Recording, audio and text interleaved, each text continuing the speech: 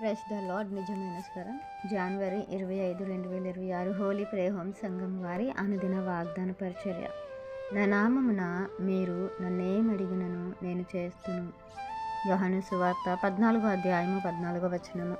ప్రియమైన దేవుని వారలారా, ప్రభువైన యేసుక్రీస్తు వారు అంటున్నారు, నా నామమున మీరు నన్నేమడిగినను అది మీకు నేను చేస్తాను అని.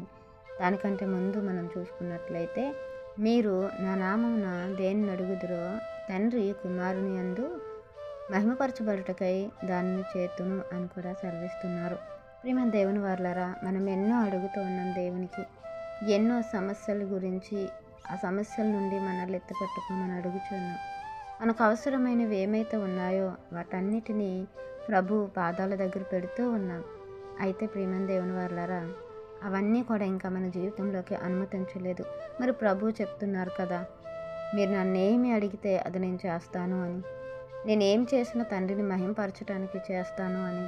మరి ఇంకా మన జీవితంలో మనం అడిగినవి ఇంకా అనుమతింపబడలేదు అంటే, ఇంకా మన జీవితంలో కొదవ అనేది ఉంది అంటే, ఇంకా మన జీవితంలో ఇంకా శ్రమల్లో ఆ నడిసంద్రాన మనం కొట్టుకుంటూ ఉన్నామేం, కానీ ఆ వాటి నుండి దేవుడు మమ్మల్ని ఎందుకు విడిపించట్లేదు? ఆయన మాట ఇచ్చారు కదా, ఏం అడిగితే అది చేస్తానని. మరి నేను అడిగింది ఎందుకు చేయట్లేదు అని మనము సందేహాలలో ఉన్నామేమో, దేవుని మీద సొనుక్కుంటున్నామేమో. ఒక్కసారి చూడండి. మీరు నన్ను ప్రేమించిన ఎడల నా ఆజ్ఞలు గాయకొందురు.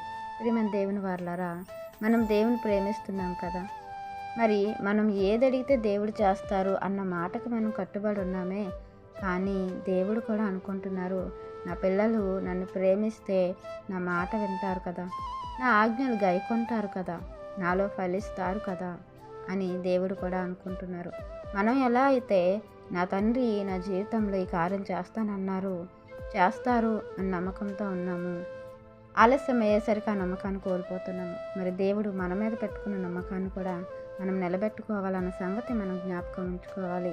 అందుకే మీరు ఒకరినొకరు ప్రేమించుకోండి.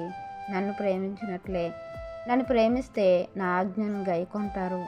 నా ఆజ్ఞలు గైకొనండి, నేను చెప్పిన మాట వినండి, నేను చెప్పిన పని చేయండి అని దేవుడు కూడా మనకు సెలవిస్తున్నారు. మనం ఇంకా చూసుకున్నట్లయితే ప్రభువు నేరుగా మనతో మాట్లాడుతున్నారు. యోహాను సువార్త 15వ అధ్యాయము 16వ వచనంలో, మీరు నన్ను ఏర్పరచుకోలేదు. మనం ఏమనుకుంటున్నామంటే, దేవుడు మాకు అన్నీ చెయ్యాలి, దేవుడు అందుకే ఉన్నారు, మాకు ఏదడిగితే అది చేయటానికే ఉన్నారని భ్రమపడుతున్నామేమో. అందుకే ప్రభువులు వారు సెలవిస్తున్నారు, మీరు నన్ను ఏర్పరచుకోలేదు. మీరు నా పేరట ఏమడిగినా అది తండ్రి చేస్తారు, అది మీకు అనుగ్రహింపబడినట్లు మీరు వెళ్ళి ఫలించండి అని అంటున్నారు. ఆ ఫలమును నిలిచి ఉండేలా చూసుకోండి అని అంటున్నారు. ప్రియమైన దేవుని వారలారా, మనం ప్రభువులో ఫలించాలంట.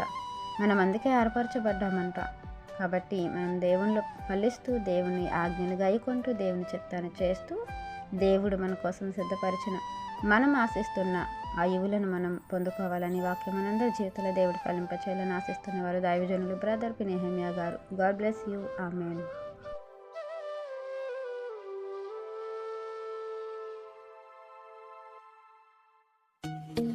Hi friends, Holi prayer home Gajuwaka సంగమ వారు మాట్లాడిన విలువైన దేవుని సందేశములను మీరు వినటానికి మా యొక్క యూట్యూబ్ ఛానల్ హోలీ ప్రేయర్ హోమ్ను సబ్స్క్రైబ్ చేసుకొని పక్కనున్న బెల్ ఐకాన్ క్లిక్ చేయగలరు.